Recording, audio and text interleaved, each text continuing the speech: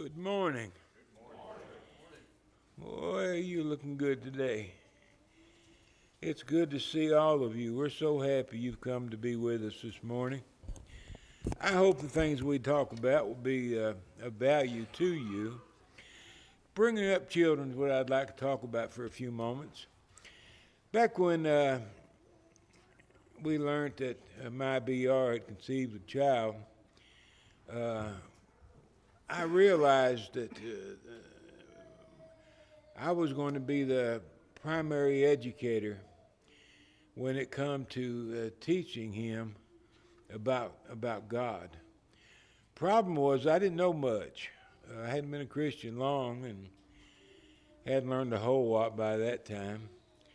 So I decided to start studying, and I studied long and hard, trying to get ready so I could educate my what would turn out to be my son, and lead him to God as he grew older. One of the most terrifying thoughts I ever entertained in my life was the possibility of my children losing their soul. I'd never been able to think about it because it takes my breath away. I've tried to think about it and it hurt so much I couldn't stand it. I knew that one day, just as sure as this child was conceived,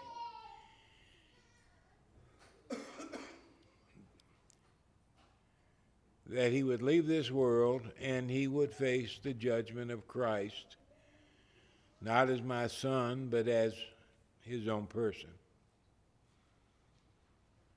And in that day, he would be accepted by our Lord or rejected. So I worked feverishly studying so I would be able to teach this child during his growing years, because I knew I only had one shot to educate him and what turned out to be Amanda too. And I was going to give it my very best.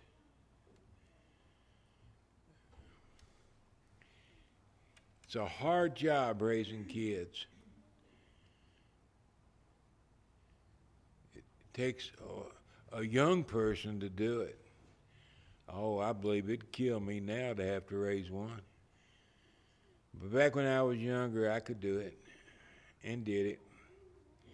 But I don't think I ever realized how hard it was till it was over. And I look back over them years and my effort to try to be a good father, and I realized just how hard it was. And I know it's hard for you today. It's hard to raise children.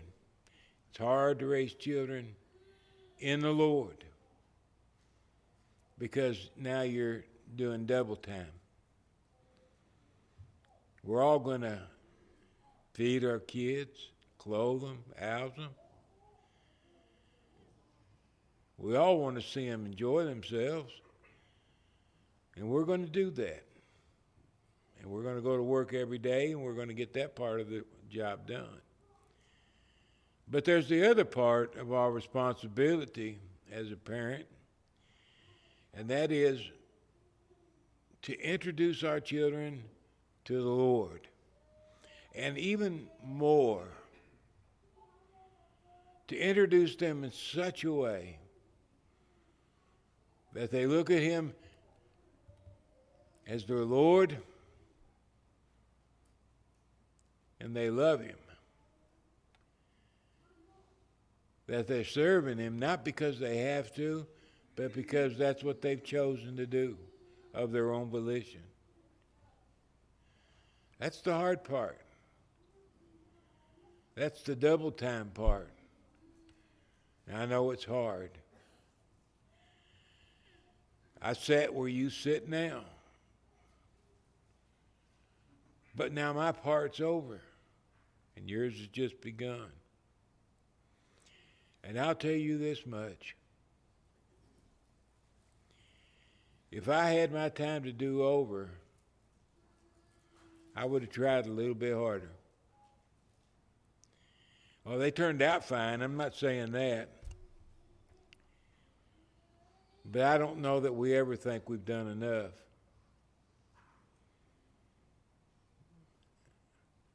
I want your children to be successful.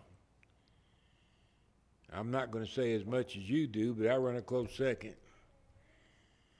I want your children to know God as their Father. I want your children, most of all, to live with God in eternity. Because if we miss that, we miss it all. So we can't let that happen. Let's talk a little bit about bringing up children and what the Lord would have us to do. The Lord destined Israel to be a people through whom all the families of the earth would be blessed. Genesis chapter 12 and verse 3. They were called a kingdom of priests and a holy nation. You know, you could wipe out the word Israel and put in the church, and it's the same thing today. It's no different. The church is a manifestation of the divine plan that was hidden all those years in the nation of Israel. The similarities between Israel and the church are so close that sometimes it makes us wonder.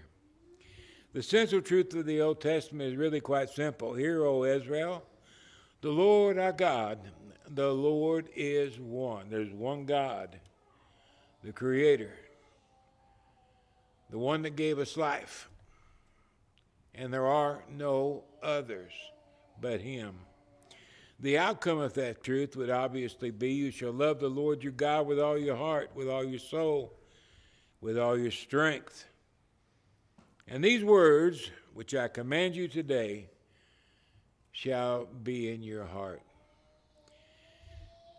The place to begin in channeling the truth or getting the truth out to the world was going to be in the family. In Deuteronomy chapter 6, verses 4 through 9, Moses wrote, "You shall teach them diligently," that is, the teachings of God. "You shall teach them diligently to your children. You shall talk of the things of God when you sit in your house, when you walk by the way, when you lie down, when you rise up." All throughout the day, when opportunity strikes, talk to your children about the Lord and make sure that they know who He is and that He's their friend and He loves them. You shall bind the teachings of God as a sign on your hand. Right there, I can see the teachings of God written on the back of my hand.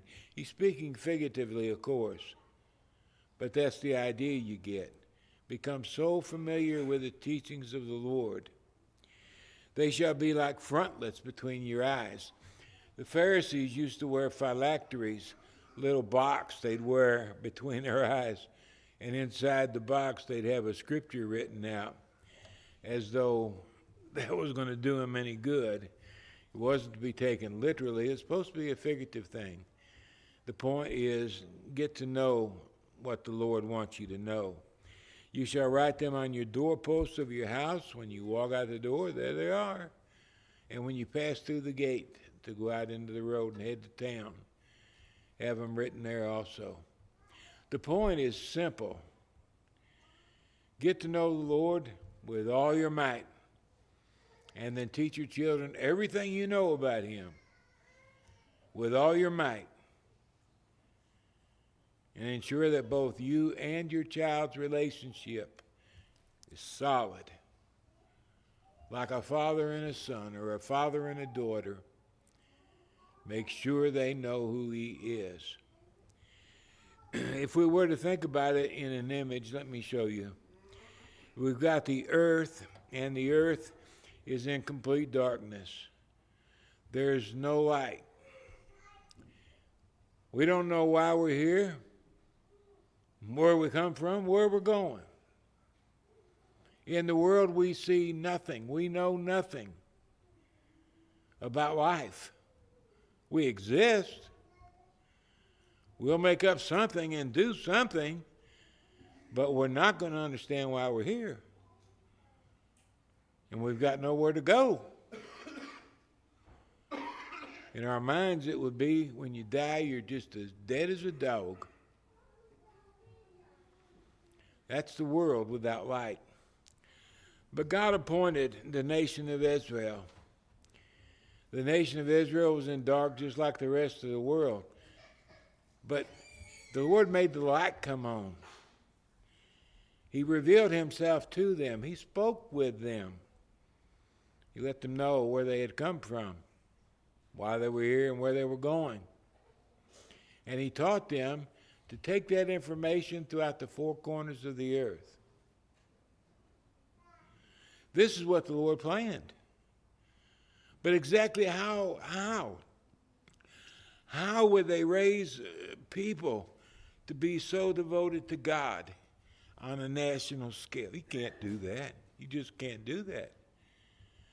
So the Lord decided it would begin in the home.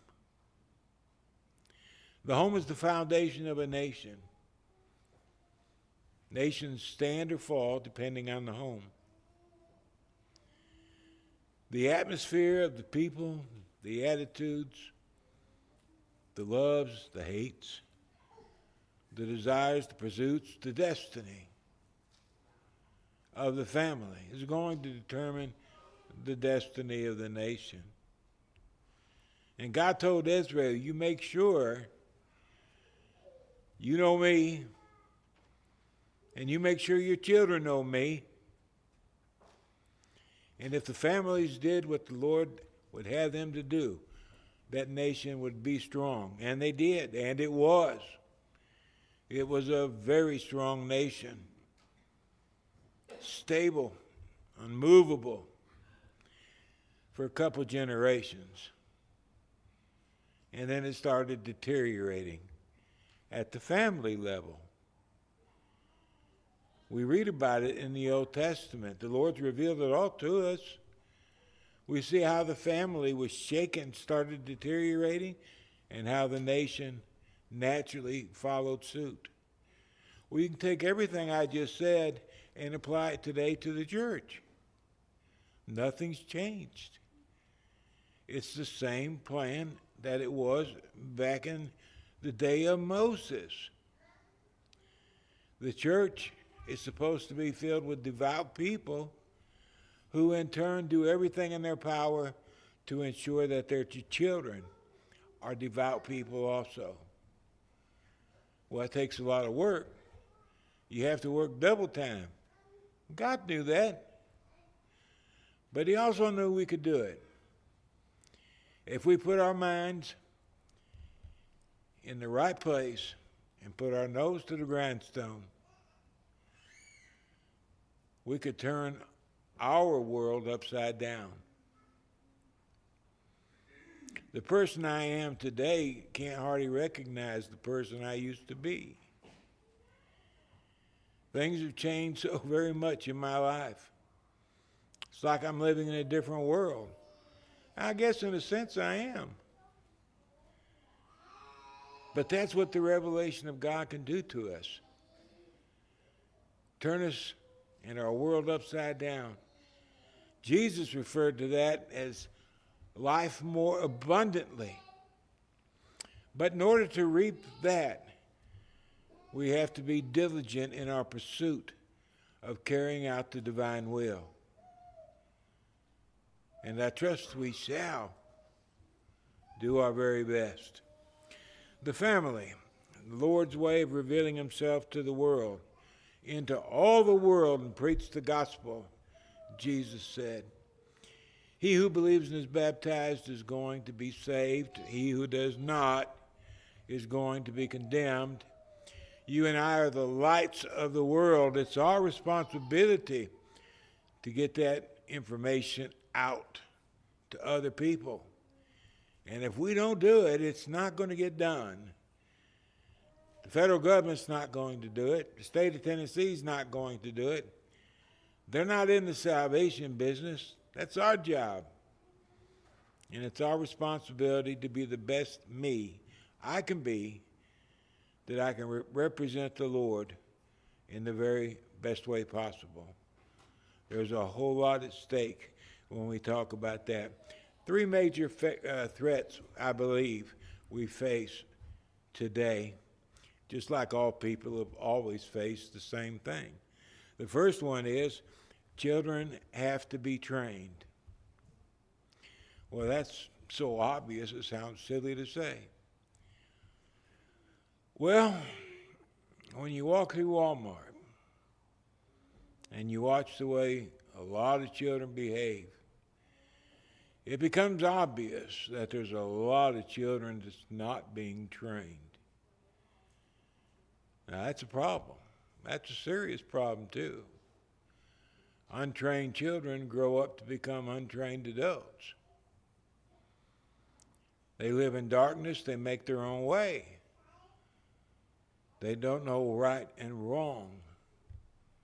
Not really. Because that comes only from the Lord. Secondly, the satanic world system. There's a system, I would refer to it as the world's system.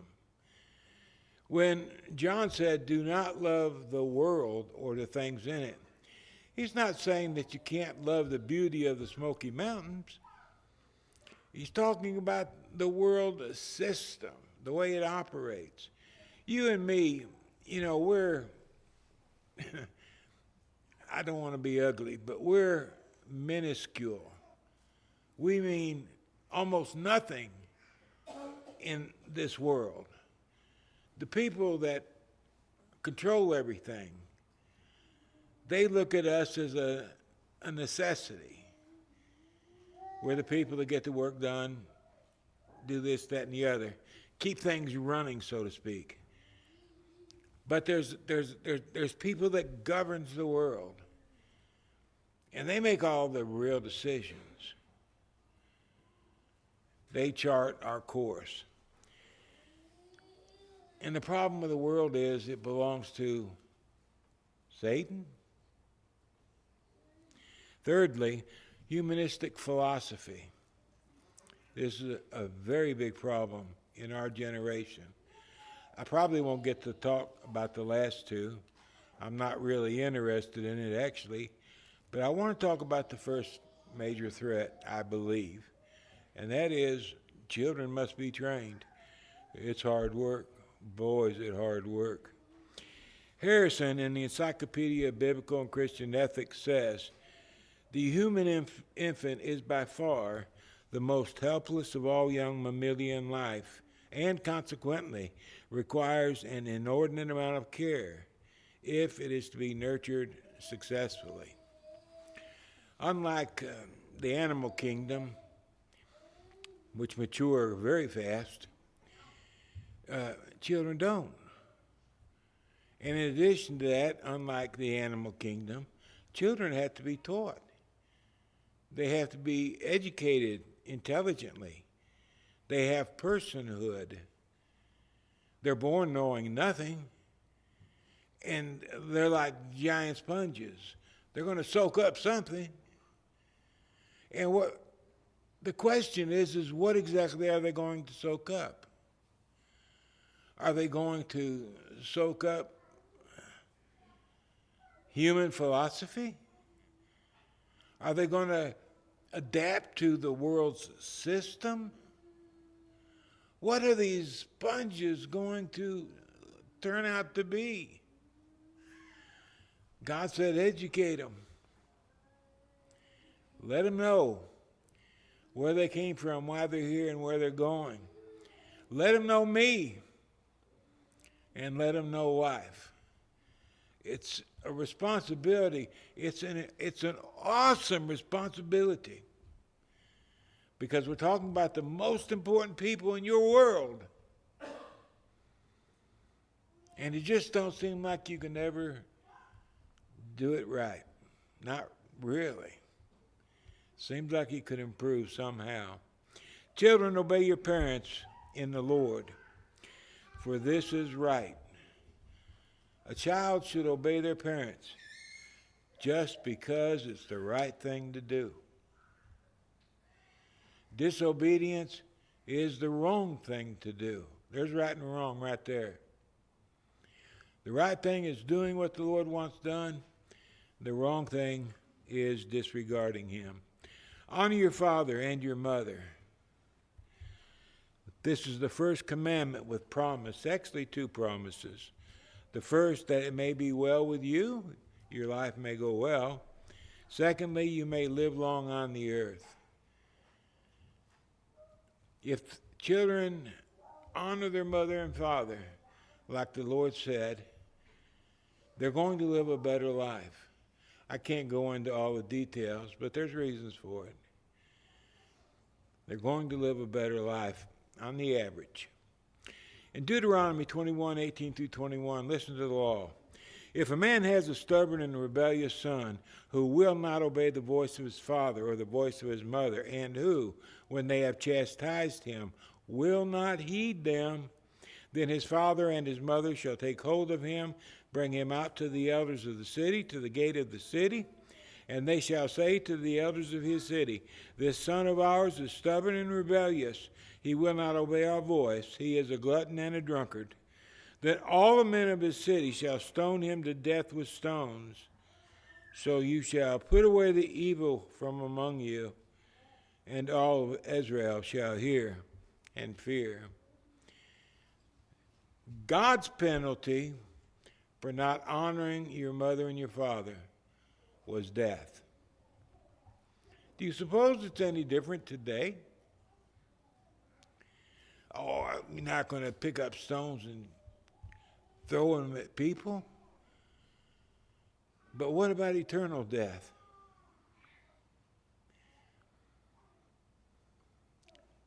Is it really different today? I don't think so. This is the first command with promise. In Ephesians 6 and verse 4, the tenor of the discussion changes just a little bit. The children must obey their parents. Now, you fathers, do not provoke your children to wrath, but bring them up in the training and admonition of the Lord. Do not provoke them to wrath. Do not taunt them. Do not aggravate them. Do not torment them. As a father, that's not what you ought to be doing. Back in the Roman days, this was very common.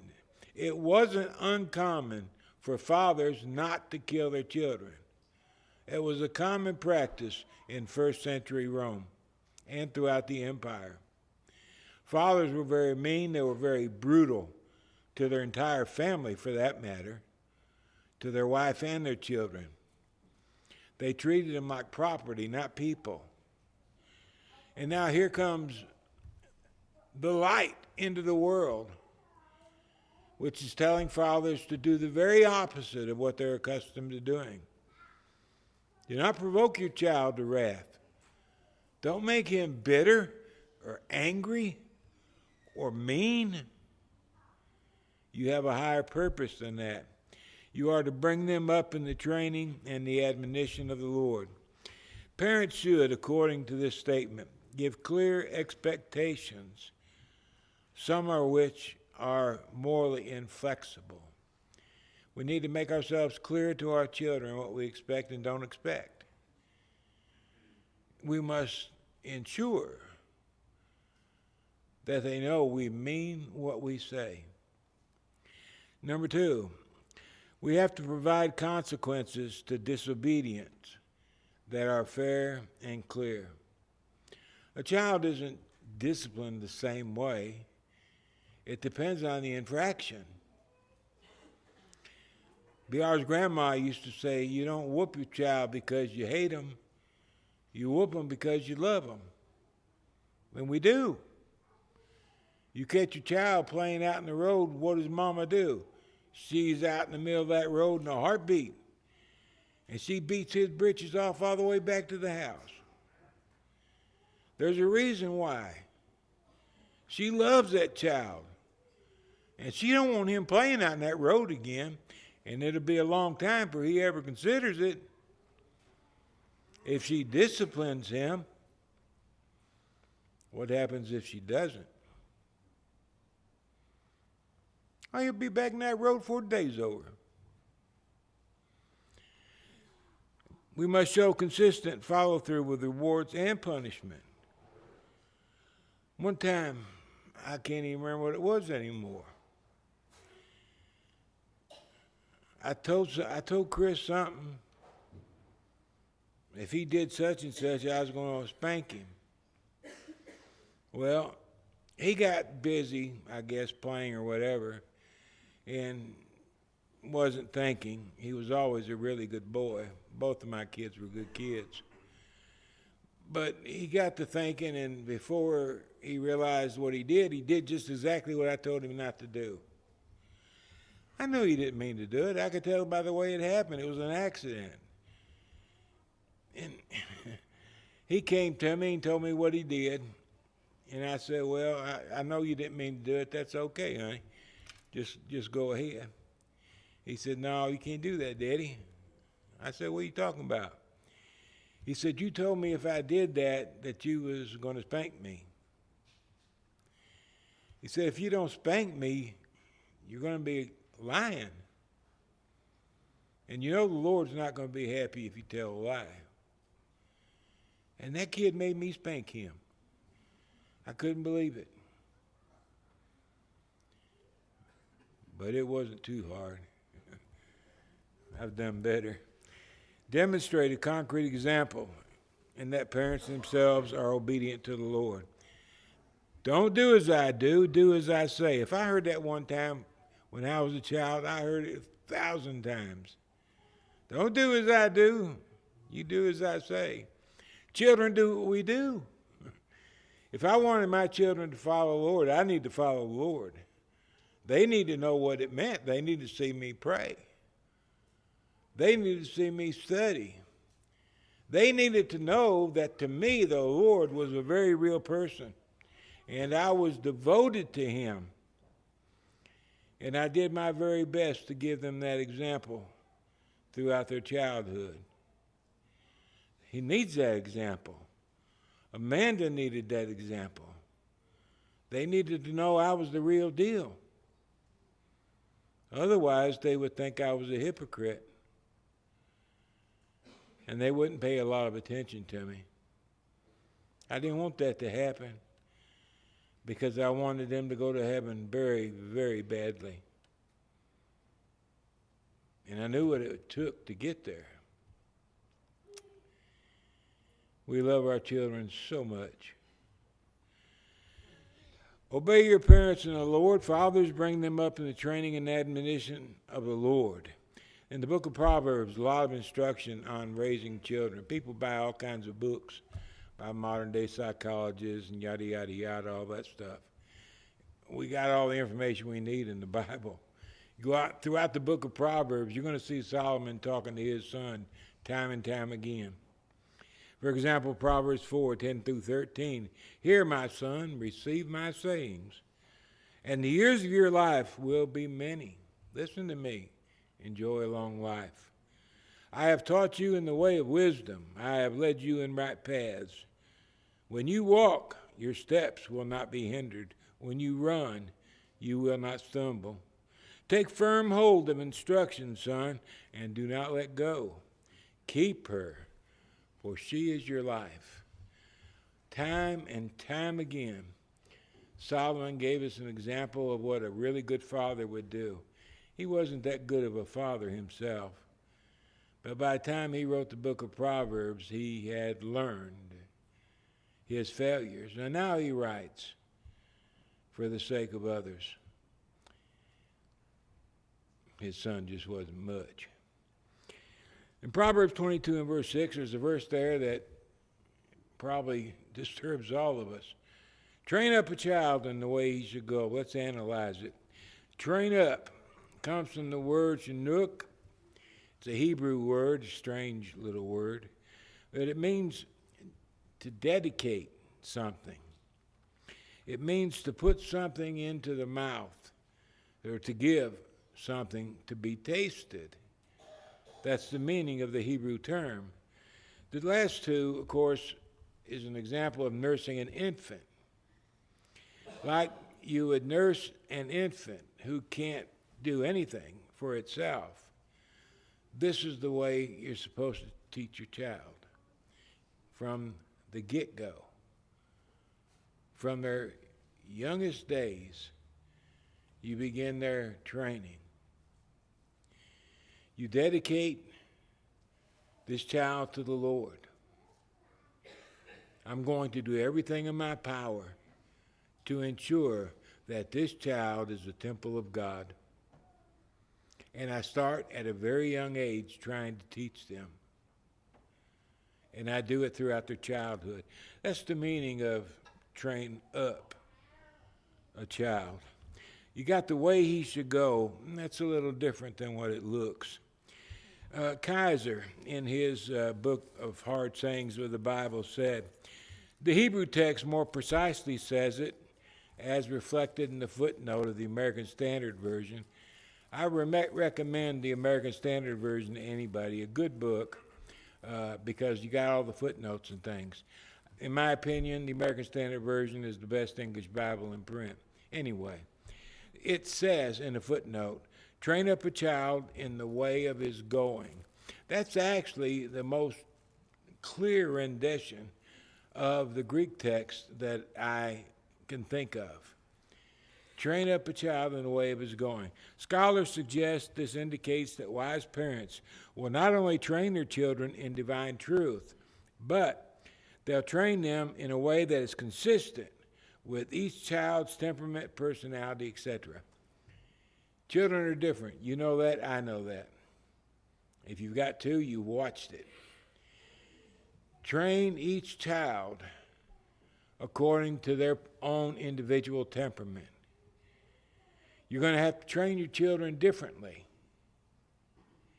because they are very different. One child is a mild child. It doesn't take much to get through to them. You could talk to them and they'll cry because they feel so bad that they've let you down. And another child will be hard-headed.